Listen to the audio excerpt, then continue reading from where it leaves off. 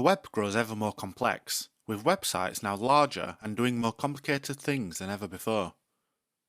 Meanwhile, it's being accessed by users on many different device types under many different network conditions. There's the latest, greatest desktop and mobile devices, budget and legacy devices, and the devices where web usage is on the rise. The sheer variety of different ways to access the web means websites with performance optimizations are going to offer very different user experiences to those without.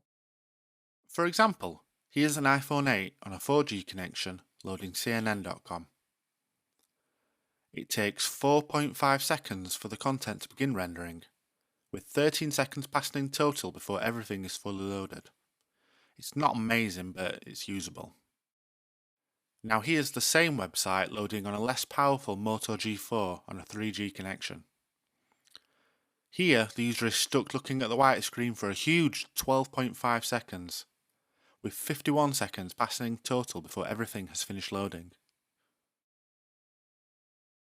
By the time the iPhone 8 user on the right is able to engage and interact with the website, the Moto G4 user is still staring at the white screen.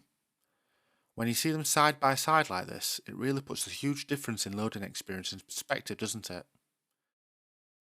And devices like the Moto G4 are more common than you'd think.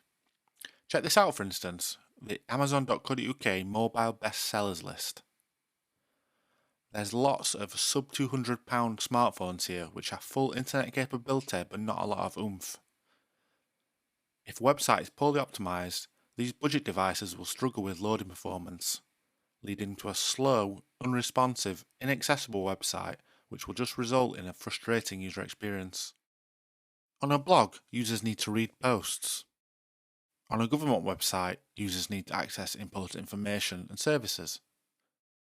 On an e-commerce website, users need to browse and buy things. If a user isn't able to engage with a website and interact with what's been built, rather than being patient and just waiting, it's more likely if nothing seems to be happening or if things aren't working as expected, they'll just abandon the website and go elsewhere. In 2011, One on One Internet ran a survey around people's experiences with slow websites. The results were pretty interesting. 50% of people surveyed believe websites either remain the same speed or are now even slower than in the web's earlier days. 71% feel their browsing is regularly disrupted by slow websites.